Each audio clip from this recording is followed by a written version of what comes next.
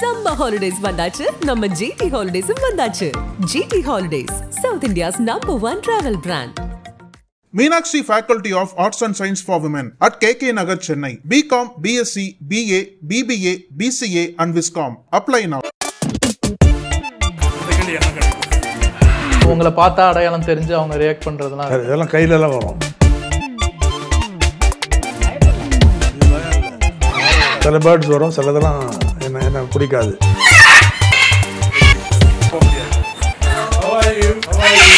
மெக்காஸ் வந்து இங்க சாட்டியா சாட்டாச்சுன்னு சொல்லுவாங்க.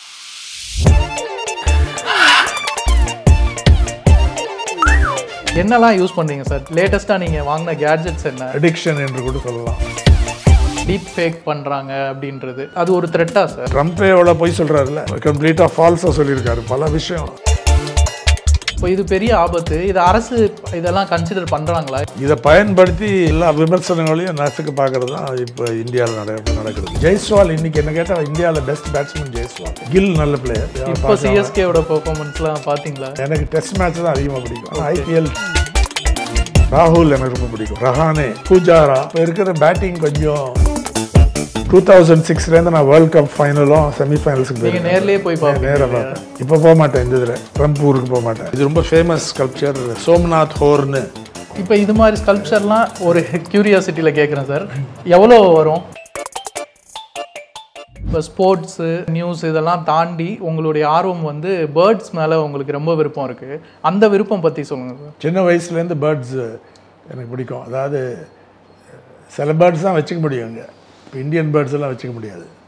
ஃபின்ச்சஸ் வச்சுக்கலாம், ஆனால் அந்த அலெக்சாண்ட்ரைன் பேரக்கீட் வச்சுக்க முடியாது. அதே மாதிரி ரிங் நைட் வச்சுக்க முடியாது. அந்த மாதிரி பல இது இருக்குது. வச்சுக்க முடியாதுன்றது அந்த லீகல் ஓகே ஃபாரஸ்ட் டிபார்ட்மெண்ட் இதனால. ஆனால் எக்ஸாட்டிக் பேர்ட்ஸ் வெளியிலேருந்து வந்த பேர்ட்ஸை வச்சுக்கலாம். இப்போ அது லைசன்ஸ் தேவை. அதுவும் இருக்குது எனக்கு. அது டிக்ளேர் பண்ணணும் அந்த பேர்ட்ஸ் வந்து என்ன எப்போ வந்தது. அது நான் வச்சுக்கக்கூடிய பேர்ட்ஸ் வந்து மெக்காஸ்னா பெரிய பேர்ட், நீங்கள் பார்க்கலாம் இதில். எனக்கு வந்து ஆஸ்தான யாருன்னா இவர் பாலன், ஆனந்த விகடனுடைய எடிட்டர் பாலசுப்ரமணியன் மறைவாயிட்டார். கொஞ்சம் ரொம்ப க்ளோஸ் அவர். எனக்கு என்னை விட வயசானவர், ஆனால் எனக்கு சின்ன வயசுலேருந்து அவரை தெரியும். அதே மாதிரி பேர்ட்ஸில் அவர் வேர்ல்டு கிளாஸ். அந்த அவரோட ஜெமினி பேர்ட் ஃபார்மில் நிறையா இருந்தது. அவர்கிட்ட தான் அநேகமாக பேர்ட்ஸ் வந்தது. பேர்டு வந்து ஒரு 20-30 வருஷம் மேலேயே இருக்கும் உங்ககிட்ட. ஒரு கிளி வந்து 25 இயர்ஸ்க்கு மேலே இருக்குங்க. அமேசான் பேரக்கிட், மெக்காஸ்.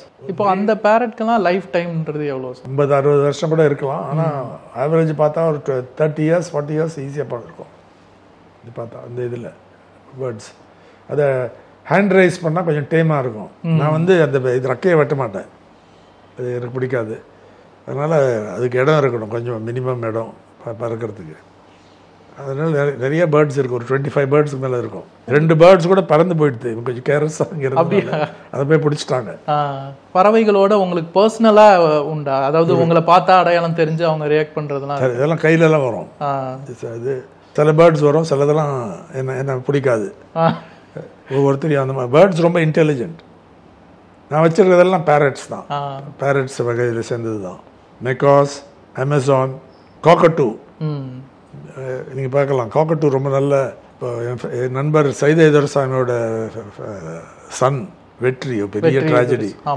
அவர் ஒன்று ப்ரீட் பண்ணி கொடுத்தாரு, ஒரு ரெட் டெயில் காக்கட்டூ, பியூட்டிஃபுல் பேர்ட். நீங்கள் பார்க்கலாம், யாருக்கிட்ட வேணா வரும், கிடைக்கவே தெரியாது. 4-5 பேர்டு இருக்குது. இப்போ ஒரு புது ப்ரீடு கூட பண்ணியிருக்கோம். ஒரு யங்ஸ்டர் இருக்குது, க்ரீன் விங் பேரக்கிட், பெருசு, இவ்வளோ பெருசு. பேர்ட்ஸ் எனக்கு பிடிக்கும், டாக்ஸும் பிடிக்கும். நான் இப்போ மெயினாக பேர்ட்ஸில் தான் வச்சுருக்கேன், இன்ட்ரெஸ்ட் இருக்குது. கிரே பேரட், ஆஃப்ரிக்கன், நல்லா பேசும். இங்கே இருக்கிற சில, அப்புறம் மெக்காஸ் வந்து இங்கே 4 இருக்குது, 2 பேர். எல்லாம் சாட்டாச்சுன்னு சொல்லுவோம். அதிகமாக ஆள் மாதிரியே ஹியூமன் மாதிரியே பேசும். அந்த இதில் ஒரு இது இந்த அமேசானுங்கிறது நல்ல பாடம். இப்போ கொஞ்சம் குறைஞ்சி போச்சு, பட் நீங்கள் ட்ரை பண்ணலாம். இது என்னோட ஃப்ரெண்ட், இது நீங்களாம் தொட முடியாது. How are you?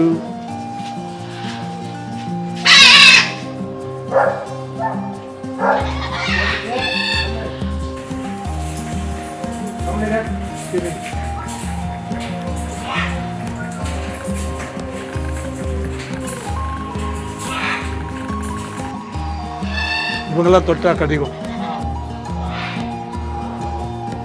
அந்த மாதிரி கிளி, அந்த கிளி என்ன கடிக்கும். இவங்கெல்லாம் இது இருக்கு. How are you? How are you? How are you?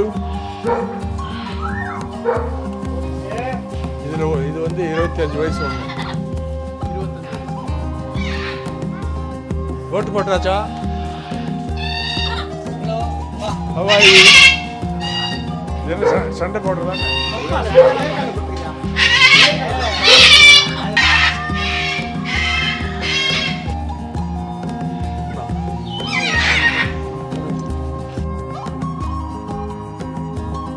Put out your hand. Go. கீழே வச்சு. Come.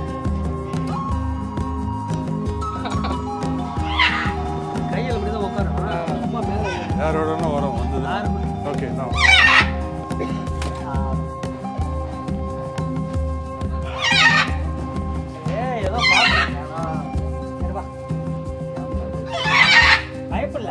இது பயம் இல்லை. இப்போ நீங்கள் பேசும்போதே நிறைய ஷேர் பண்ணீங்க டீப்சீக் பற்றி, ChatGPT பற்றி.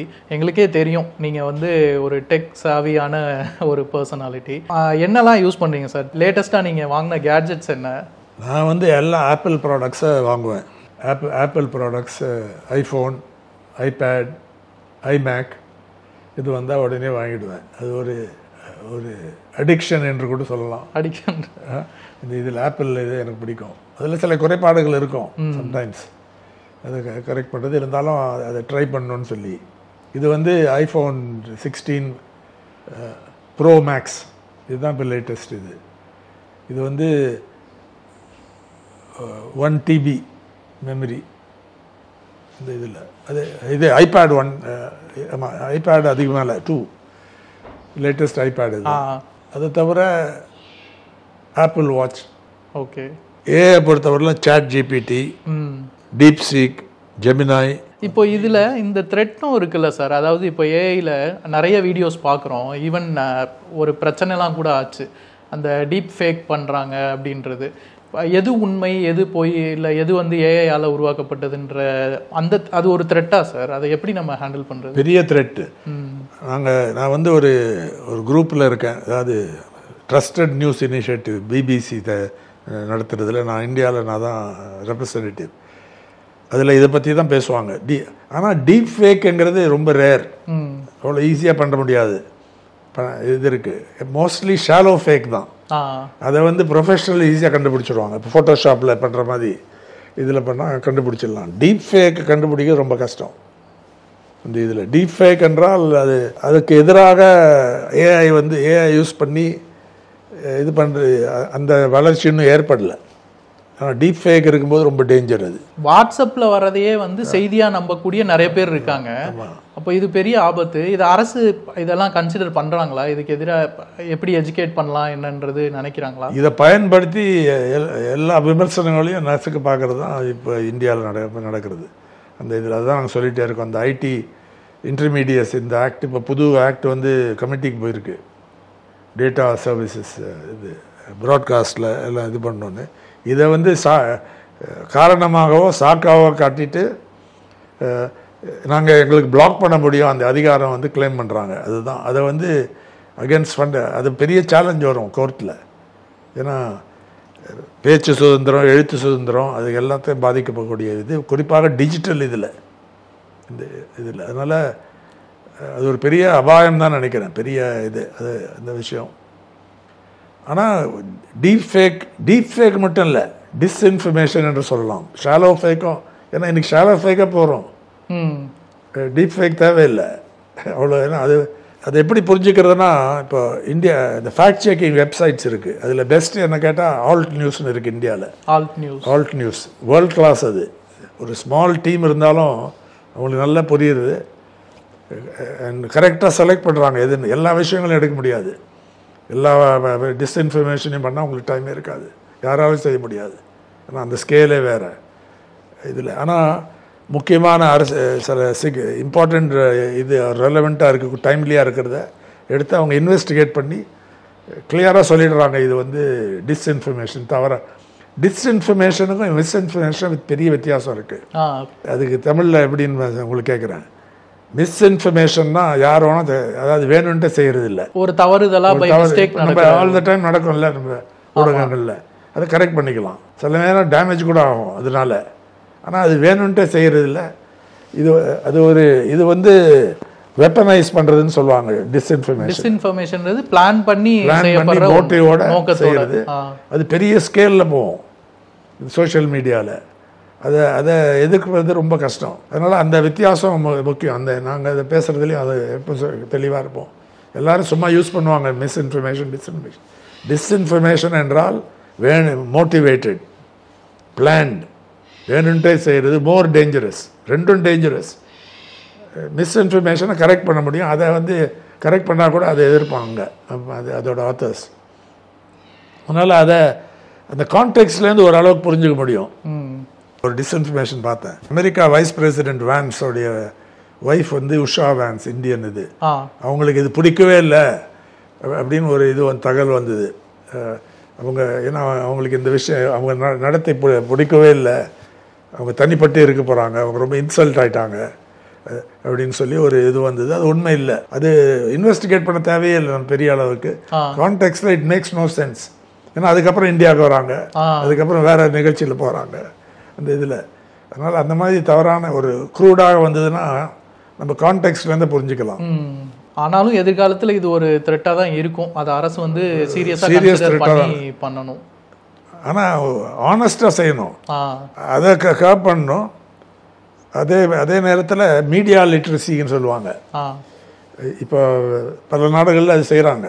அதாவது ஸ்கூல் லெவலில் போய் எப்படி உண்மையான இன்ஃபர்மேஷனை தெரிஞ்சுக்கிறது, எப்படி மிஸ்இன்ஃபர்மேஷன் ஆர் டிஸ்இன்ஃபர்மேஷனை ஸ்பாட் பண்ணுறது, அதுக்கு எதிராக ஒரு டிஃபென்ஸ்ன்னு சொல்லலாம். அது ஸ்கூல் லெவலில் மீடியாவை பற்றி லிட்ரஸி கொடுத்துட்டா அந்த மக்களுக்கு அந்த they will be empowered ஓரளவுக்கு அட்லீஸ்ட். அதையும் செய்ய வேண்டும், ரெகுலேட்டும் செய்யணும். இந்த இதில் இப்போ ட்ரம்ப்பே எவ்வளோ போய் சொல்கிறாருல்ல, கம்ப்ளீட்டாக ஃபால்ஸாக சொல்லியிருக்காரு பல விஷயம். அது நியூயார்க் டைம்ஸில் போடுவான், இது வந்து 800th 900th லை அப்படின்னு சொல்லி இது போடுவாங்க. வாஷிங்டன் போஸ்ட்டில் என்ன போட்டு தான் இப்போல்லாம் கொஞ்சம் பயந்துருக்காங்க. இப்போ நீங்கள் வந்து கிரிக்கெட்டில் ரொம்ப ஆர்வம் உள்ளவர், பொதுவாக ஸ்போர்ட்ஸில் ஆர்வம் உள்ளவர், கிரிக்கெட்டில் நீங்கள் வந்து ஒரு பிளேயரும் கூட, ரஞ்சிலாம் விளையாடி இருக்கீங்க. இப்போது ஐபிஎல்லாம் ரெகுலராக பார்க்குறது உண்டா? கொஞ்சம் பார்ப்பேன். எனக்கு டெஸ்ட் மேட்ச் தான் அதிகமாக பிடிக்கும். ஆனால் ஐபிஎல் டிவி வர்றதுனால அது பார்க்காம இருக்க முடியல. ஆனால் சில நேரம் ஆப்வியஸாக இருந்தால் அதை ஆஃப் பண்ணிவிட்டு தூங்கிடுவேன். இப்போ சிஎஸ்கேவோட பெர்ஃபார்மன்ஸ்லாம் பார்த்தீங்களா? ராஜஸ்தான் ராயல்ஸ் 14 வயசு பையன். ஆனால் இந்த பையன் வந்து பிரமாதம் தான், சூரியவன்ஷி, விபவ். ஆனால் இந்தியாவில் அந்த மாதிரி இருந்திருக்காங்க முன்னால். சச்சின் தெண்டுல்கர் 16 வயசில், அவர் மாதிரி யாரும் இருக்க முடியாது. பாகிஸ்தானில் முஷ்டாக் மாமன் ஒருத்தர் 14 வயசில் டெஸ்ட் ஆகிருக்காரு. அப்போ டவுட் பண்ணுவாங்க உண்மையான வயசானு. இப்போ அந்த ஆனால் ஒரு யங்ஸ்டர்ஸ் இப்போ ஆஸ்திரேலியா இங்கிலாந்துலாம் இவ்வளோ சீக்கிரம் வர முடியாது. இப்போ இருக்க இந்தியன் டீமில் உங்களுக்கு பிடிச்சது அல்லது நீங்கள் ரொம்ப ஹோப் வைக்கிறதுனா யார் மேலே? எனக்கு ஜெய்ஸ்வால் பேட்டிங் ரொம்ப பிடிக்கும். ஏன்னா டெஸ்ட்லேயே அவர் நல்லா பண்ணுவார். கோலி, ரோஹித் சர்மாவும் பிடிக்கும். இப்போ கொஞ்சம் டிக்ளைனில் இருக்கலாம். அஸ்வின் வேர்ல்ட்ஸ் பெஸ்ட் ஸ்பின்னர் அவர் டைமில், அவரும் லயன்னு சொல்லலாம் ஆஸ்திரேலியாவில். ராகுல் எனக்கு ரொம்ப பிடிக்கும், ஏன்னா ஒரு நல்ல கேரக்டர் காட்டி ஆடுறவர். ரஹானே, பூஜாரா, இப்போ அவங்க இதில் இல்லை. இப்போ இருக்கிற பேட்டிங் கொஞ்சம் டெஸ்ட் மேட்சில் கொஞ்சம் போகாது. ஏன்னா இப்போ கோலி அண்ட் இது கொஞ்சம் வயசாச்சு. ஆனால் ஜெய்ஸ்வால் இன்னைக்கு என்ன கேட்டால் இந்தியாவில் best batsman Jaiswal. Okay, Gill நல்ல பிளேயர். எங்கள்கிட்ட நானே என் ஃப்ரெண்ட்ஸுக்கெல்லாம் டெஸ்ட்டு தான் அதிகமாக பிடிக்கும். என் பிரதர் முரளி. ஐபிஎல்ல பார்க்காத இருக்க முடியாது, ஆனால் ஃபுல்லாக பார்க்க மாட்டோம். கிரிக்கெட் மட்டும் இல்லை, ஃபுட்பால் வாட்ச் பண்ணுவோம் இன்டர்நேஷ்னல். இதில் 2006 நான் வேர்ல்ட் கப் ஃபைனலும் செமிஃபைனல்ஸுக்கு நீங்கள் நேர்லேயே போய் பார்ப்பீங்க. இப்போ போக மாட்டேன், இந்த இதில் ட்ரம்ப் ஊருக்கு போக மாட்டேன். இப்போ ரீசெண்டாக எந்த கண்ட்ரி சார் போனீங்க? இப்போ ரீசெண்டாக ஸ்ரீலங்கா போனேன். அதுக்கு மேலே இங்கிலாந்து, யூகே போனேன், லண்டன். டாட்டர் ஃபேமிலிலாம் அங்கே தான் இருக்காங்க. நீங்கள் அடிக்கடி விரும்பி போகிற நாடுனா? யூகே, ஓகே, ஸ்ரீலங்கா, சைனா 30 தடவை போயிருக்கேன். 1978 April 1 போனது. அதுலேருந்து மாறுதலை பார்த்துருக்கேன். நிறைய ட்ராவல் பண்ணியிருக்கேன் சைனா, டிபெட் உள்பட. ஆனால் யூகே போவேன், யூரோப்பில் ஃப்ரான்ஸ், இட்டலி ட்ராவல் பண்ணுவேன். அதிகமாக போகிறது ஸ்ரீலங்கா எனக்கு ரொம்ப பிடிக்கும்.